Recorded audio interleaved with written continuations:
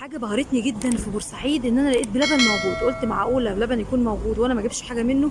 بسرعه دخلت وهجرب حاجات من عنده. الحاجات اللي في الورقه دي من الحاجه اللي بسطتني جدا في بورسعيد ان انا المكان فاضي يا جماعه، مش ملم ورهيب زي ما بيبقى حاصل في القاهره عندنا. فلتحيا بورسعيد في الروقان يا جماعه. تعالوا بقى ندوق كده بقى الايس كريم بتاع رز بلبن. مم. رهيب رهيب. والايس كريم بقى عنده الايس كريم لوحده. هو اللي عندنا في القاهرة، بس برضه هنا يكسب عشان هنا روقان السنين. اما بقى بالمكسرات بيديني الكيس زي ما انتم شايفين. الكيس بقى ايه؟ لو مش بيتفتح خالص. تعالوا بقى نضيف كده المكسرات ونشوف المكسرات زي عندنا ولا لا. اول حاجه هدول المكسرات اشوفها فريش زي هناك ولا لا. مية مية. سلام بقى كده. نظبط كله مع بعضه.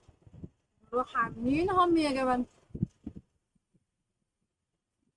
مزيكا فظيع.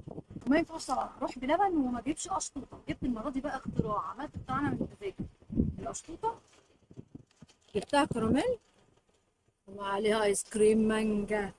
بصوا الجمال، حاجه كده اختراع يا كوتش. بصوا بصوا. بصوا اللبن مع القشطوطه. هندوق القشطوطه الاول لوحدها. مم. مفيش كلمه.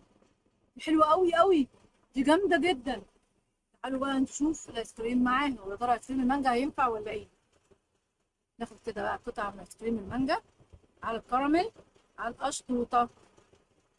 واللي ما يعرفش القشطوطه، هي كيك وغرقان لبن بالظبط، قريبه جدا من الكيكه التركي. هعملها لكم ان شاء الله.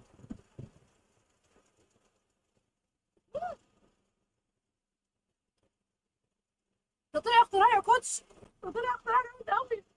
حلو قوي قوي. جامده. مسيكه. هاتوها وعلى ضمانتي.